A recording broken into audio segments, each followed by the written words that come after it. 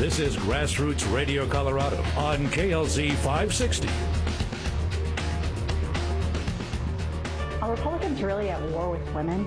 Suppose Sandy is pro-life and Helen is pro-choice. If Sandy doesn't want her taxes paying for Helen's choice, does that make Sandy anti-women? And if Republicans won't force Sandy to pay, are they at war with women? Come on. Most Republicans are pro-life. Some are pro-choice. But all are pro-freedom. Freedom for you to decide what personal choices your money supports. That's not war. That's liberty for all women. I love that. That's not war. That's liberty. I love that line. This is Grassroots Radio Colorado, and I am Kris Cook, and we are speaking with Cory and Andy Pate of the Party of Choice about the war on women. And the ad that you just heard is on your website, right, Cory? Yes, it is. And it's just a fantastic way to sort of reframe this whole debate. And that's really what the Party of Choice is about, is reframing a lot of these debates, isn't it? It's always about revealing the control in the liberal position on every issue. In this case, the fact that they want to make those who don't agree with their position pay for their position. Right. Control their money. And it's always that control. Yeah. It always boils down to that. So we were talking about some points to be made, different ways to approach this with folks as they put up, different kinds of objections and that kind of thing. One that you hear a lot is that this is a woman thing. You're a man. You don't have a say. I've heard that many times in my life. It sounds like marriage. Would explain why I'm not married anymore. Huh. I just said that too. I just like to pick on my wife. Yes, he does. I like to live dangerously. It's so exciting. Forget hang gliding, guys. Yes. Do this. What I always do is I say, guys, folks, this is not a man versus woman issue, and in fact, I think you're going to agree with me, which they're always like, what? I say, yeah. You know why? Because the most pro-choice person around is not the young woman with the unwanted pregnancy. It's the guy who got her pregnant. Okay. Yep. She still has feelings of nurture, at least, because there's someone or something growing within her. He only has feelings of escape because there is someone or something growing within her. Okay. Both of them want out of the situation, but she at least has some feelings of nurture. He has none.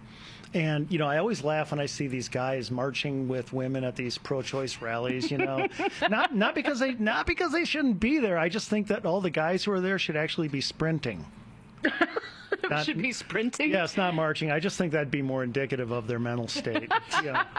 The perfect place to pick up chicks. I mean, come on. Oh, yes. Right? I'm with you. What was the issue again? I forgot. Your lips are moving. I'm not paying attention, but hey, exactly. Nice view. Exactly. But when I tell them that, I mean, they connect. They say, that makes sense. Yeah. Yeah. Well, and that's the point I've tried to make about Udall. And the way that he's framed this entire war on women, that Cory Gardner is against birth control and Cory Gardner is against women having choice. Women, you should be empowered to have birth control and to have the ability to terminate that life inside you, because all you're good for is that single piece of your body, that single organ. And it blows my mind that he would do that. It's such an objectifying view. It's such an anti-woman viewpoint that Udall is exhibiting here. And it's also not honest. Gardner's he's not against birth control. Dishonest, but he is against, I always tell people, here's a big difference between the Republican and Democrat parties. Okay? Republicans say if your choice doesn't take away someone else's choice, then keep your choice. That's great. All right. And then we can have a lively discussion over when another choice is in play, when life begins and all that. Right. Democrats say if your choice merely disagrees with my choice, then I'll remove your choice and have government force you to pay for my choice. See, that's what Gardner's against. He doesn't want people who disagree with that choice to pay for the choice of those who do. Right. Pay for your own choice. Okay? That's not war. That's liberty. That's individual responsibility. That's all the stuff that we stand for. But you're right. It's not war. No, not at all.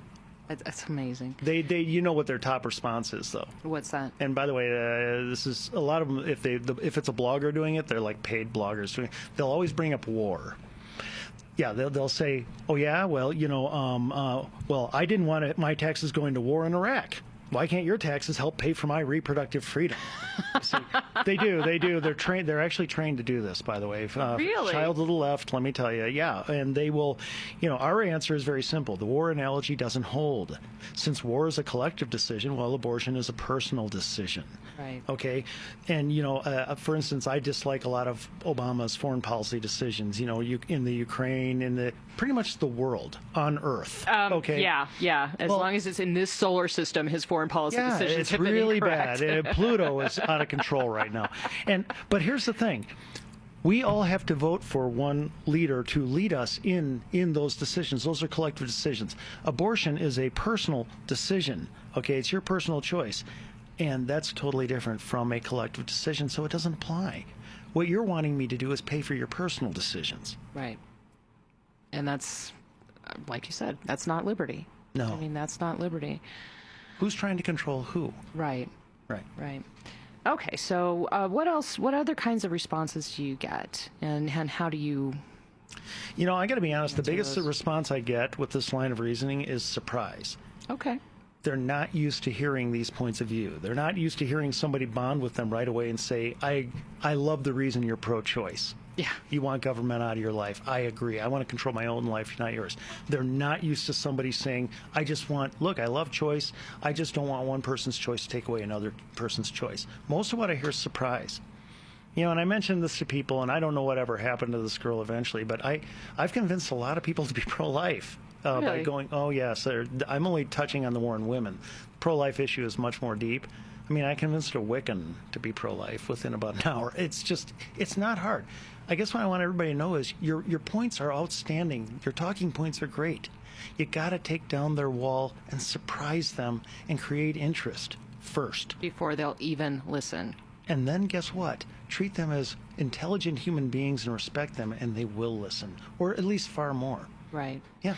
Which is the stumbling block that we have trouble getting a lot of conservatives past. Treat them as real, intelligent human beings, and that is part of the problem. I mean, it's not. Most conservatives don't engage in this dialogue from an empathic, empathetic point of view. We don't, because we're so passionate about it and we want them to think the way that we do. And I think there's also a fear factor involved with people on the right. I know that used to be my issue.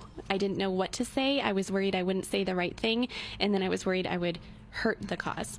And so that's where listening really comes into play, because you can always ask someone what they think. Yeah. You don't always have to give an answer. And sometimes they're really surprised when you do that, because then they're like, wait, what? Especially if they know you're conservative. Right. But it's just like, I was just wondering what you thought about it. I'd like to hear other opinions, other points of view. You know what I love to do? Ask them what they think. And when they're done giving their point of view, I don't even say anything. I said, oh, okay. And, you're not going to argue with me and call me evil and vile? And, no? That's almost too manipulative, though. It blows their mind. Yes. Well, I actually have. You guys are training me. You're getting through here. So, I had a.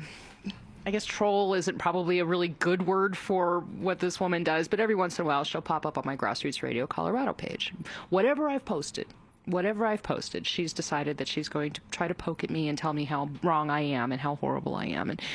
And so I saw it, Cory. I saw your guidance, and that was so funny, because I saw it, but I had just gotten to work, and I had so much to do, and I wanted to write back right then, but I was like, I don't have time for a fight, and I'm at work. Yes, so I didn't, but. Well, it was on the we had talked about how rich people are, or I think it was an immigration debate. Yes. That's what it was. And that Jesus was an immigrant, so we should just accept everyone who comes across our border and share, because that's what Jesus would want us to do. Exactly.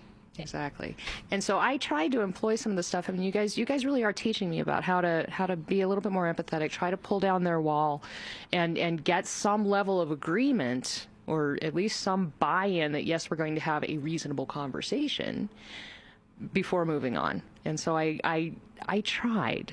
Did she? She pretty much went full Godwin on me. All of a sudden I was a Nazi, racist, something or other. I'm not sure. And all I had tried to do was just seek some understanding. But you know what? You know the best thing? Just ask her, are you right with God? That'd be nice. Okay, Yeah, maybe. I'll do that next That's time. just if you want to have fun. I'm sorry. Oh, you wanted to be effective. Never mind. Go ahead, honey. Well, I was just going to say what's so cool about that, though, is that you were the good guy in that situation. So anyone who wasn't already on your side, who might have been a bit on the fence, Right. she or he saw that conversation and saw how you reached out and she lashed out, which makes the conservative the good guy. And isn't that what we're trying to do, is change the dialogue on good guy versus bad guy? I think so. Never forget, think so. liberal activists, and I say this having come from that world, are addicted to control. And many are addicted to hate because they, I hate, the military, Bush, Reagan, pharmaceutical companies, oil companies, this, that.